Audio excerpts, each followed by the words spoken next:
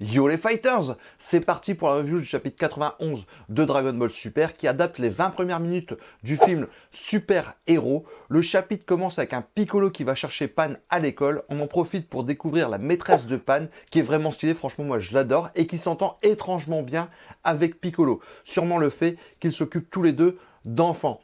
Les liens entre Piccolo et Pan sont aussi renforcés puisqu'on a notamment Pan qui tient la main de Piccolo. J'ai trouvé ça vraiment stylé, on dirait que c'est son tonton. C'est tonton Piccolo pour Pan et ça je kiffe. Et elle en profite pour dire à Pan qu'elle aimerait devenir une super héroïne à l'instar de Goten.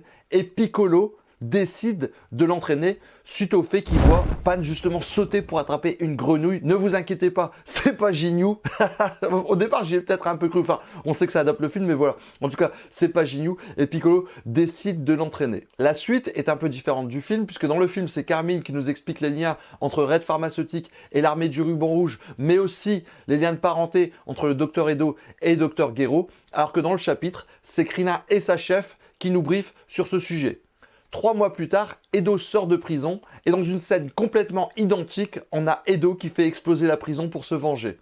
On a dans les deux cas Magenta et Carmine qui attendent Edo pour le convaincre de rejoindre l'armée du ruban rouge dans leur voiture, sauf que cette fois-ci dans le chapitre on a un Krillin qui est là pour enquêter, qui attendait justement la sortie d'Edo pour enquêter, pour en apprendre plus sur l'armée du ruban rouge, ce qu'il n'y a pas dans le film. Et d'ailleurs, ce que j'ai trouvé aussi stylé, c'est que la raison pour laquelle Edo va être convaincu de rejoindre l'armée du ruban rouge, parce qu'on sait qu'il n'est pas bête, il a enquêté lui-même avec son Hashimaru, sa petite guêpe, sa petite abeille, pour comprendre les agissements justement de Red Pharmaceutique. Mais ce qui va le convaincre le plus de rejoindre l'armée du ruban rouge, c'est notamment le fait que Trunks est responsable du fait qu'il ait été en prison 3 mois et que Trunks est le fils de la présidente de Capsule Corp. Et ça, on l'a pas dans le film et ça crée du lien avec le préquel et ça c'est plutôt stylé. Et en plus ça ajoute une raison supplémentaire au docteur Edo de rejoindre l'armée du ruban rouge. La suite est complètement identique avec l'entraînement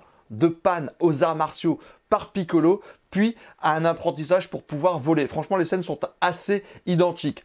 Cette scène est conclue par une discussion entre Pan et Piccolo sur le fait que Gohan pourrait être bien plus fort et que Pan ne l'a jamais vu combattre, la pauvre. Elle aurait aimé voir son père un peu montrer sa puissance et ça, elle n'y a pas eu le droit. Piccolo en profite aussi pour dire que Pan est plus forte que Gohan à son âge et ça promet, je sens qu'on peut faire quelque chose avec Pan. Et ensuite, Pan s'en va dans une scène qu'on n'a pas dans le film d'ailleurs, qui est assez sympathique, qui nous rappelle Goku qui se balade, qui se promène, qui va très vite dans la forêt, ce qui nous montre aussi un peu le fait que Pan a certainement un tempérament beaucoup plus proche de celui de Goku que de celui de Gohan. Videl dérange ensuite Piccolo par téléphone pour lui demander de chercher Pan dans une scène complètement identique, à l'exception du fait que Piccolo a cette fois une cape. La scène est d'ailleurs toujours aussi drôle, puisque pour convaincre Piccolo, on lui promet des peluches alors que Piccolo il déteste ça. Piccolo justement, il part énervé dire 2 mots à Gohan, j'ai toujours kiffé ce moment, franchement que ce soit dans le film ou dans le manga j'ai kiffé.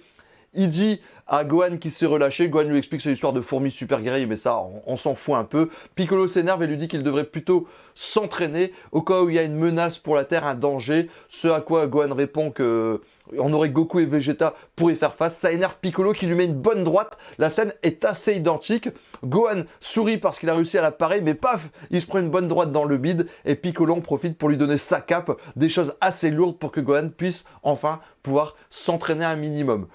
Gohan continue à dire d'aller chercher Pan et lui promet aussi des peluches. Cette scène est encore assez drôle et franchement, c'est plutôt cool. On a ensuite une scène où Piccolo est en train de s'entraîner chez lui, j'ai envie de vous dire, à méditer et il se fait attaquer par Gamma 2.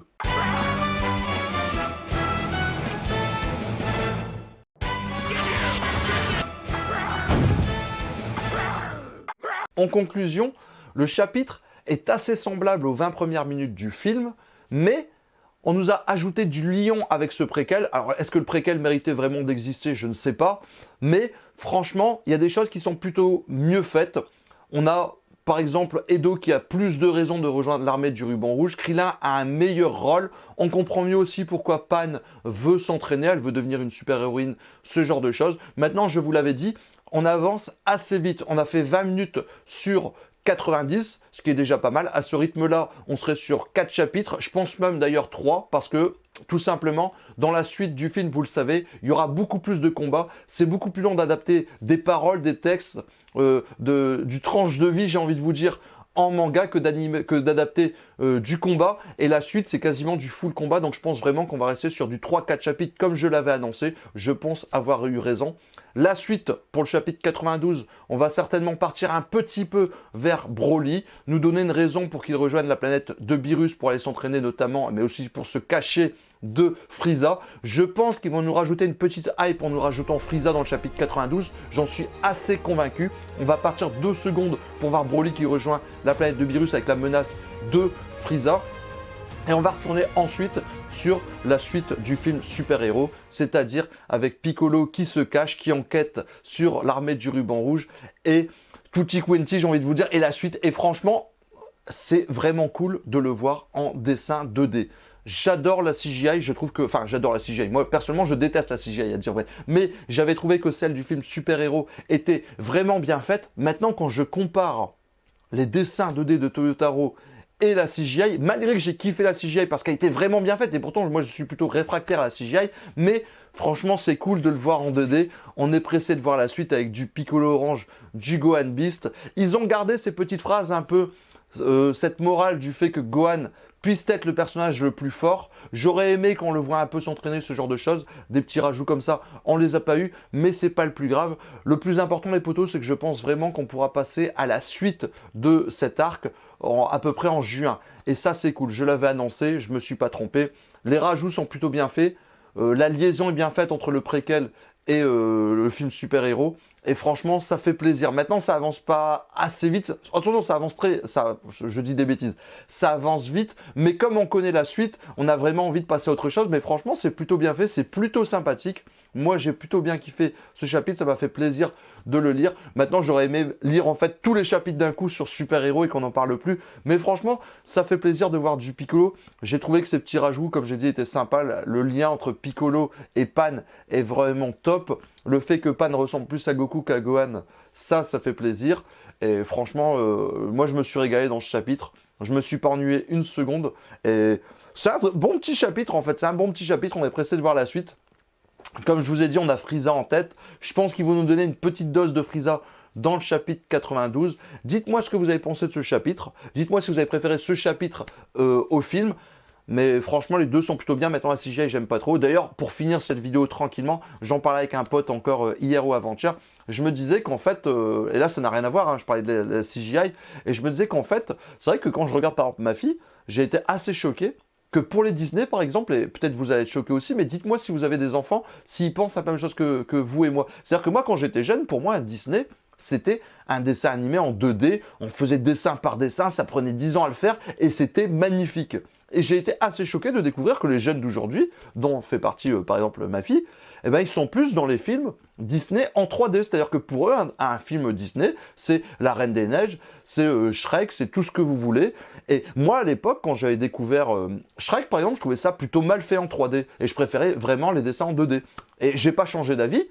Mais je suis assez choqué que pour les jeunes d'aujourd'hui, là, si je vous garantis, si un Disney sortait en 2D, d'ailleurs l'un des derniers Disney en 2D c'est La Princesse et la Grenouille, bah ils trouveraient ça plutôt nul en se disant bah c'est mal dessiné, c'est mal fait, j'aime pas les dessins 2D, je veux de la 3D. Et en fait, avec cette ère de CGI là, on a le film Dragon Ball Super Héros qui est plutôt bien fait. On avait aussi Slam Dunk qui va sortir, ce genre de choses. On a eu Nanatsu no Taisei et on a eu même Lupin pour ceux qui ont suivi un peu en CGI. C'est plutôt moche, mais est-ce que les nouvelles générations qui vont découvrir cette CGI vont pas se dire c'est mieux fait que des dessins 2D en dessin, je veux dire. Alors, je sais pas, parce qu'on a quand même Demon Slayer, c'est un peu comme contre-exemple, puisque dans Demon Slayer, il n'y a pas trop de CGI, c'est plutôt des dessins.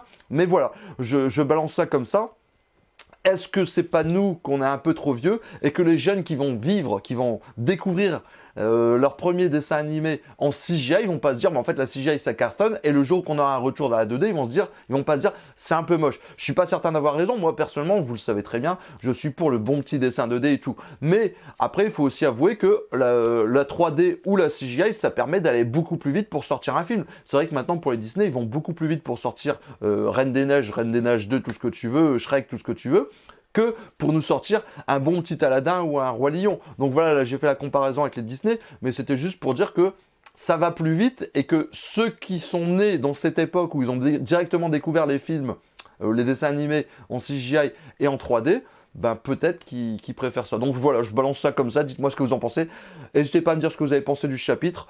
On est assez pressé de voir la suite, on est plutôt dans la hype, même si ça monte petit à petit, parce que là on l'a déjà vu. Moi je suis convaincu, et je finirai vraiment la vidéo là-dessus, je suis convaincu que si on n'avait pas vu le film, on aurait kiffé ces chapitres. J'en suis convaincu.